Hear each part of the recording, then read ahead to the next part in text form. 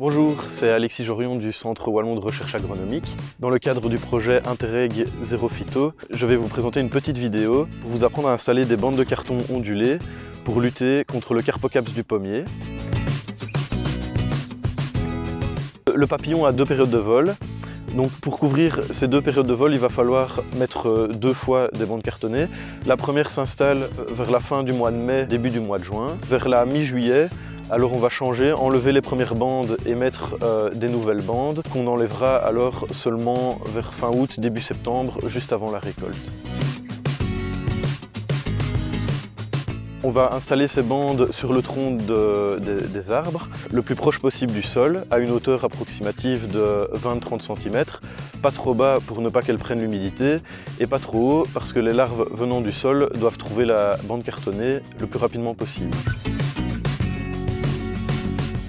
Pour installer les bandes, on va mettre le côté ondulé contre le tronc du côté intérieur et faire au minimum 2 fois le tour du tronc.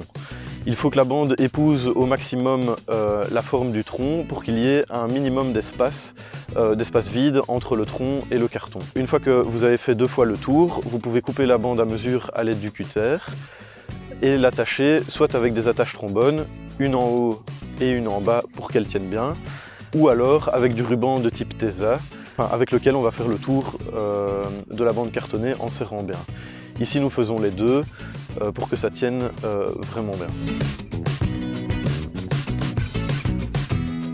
Pour enlever la bande, c'est très facile.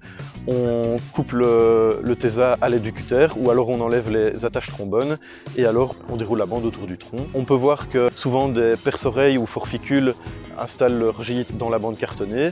Comme ces insectes sont très utiles, on veillera bien à les évacuer avant de détruire la bande parce qu'ils sont notamment prédateurs des pucerons qui sont des nuisibles. Donc ce sont vraiment des insectes utiles qu'il faut préserver dans le verger.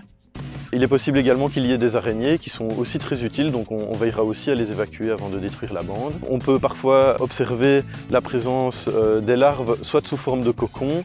Donc ces cocons sont très discrets car la larve utilise le carton pour le faire. Donc le cocon a une couleur similaire à celle de la bande cartonnée.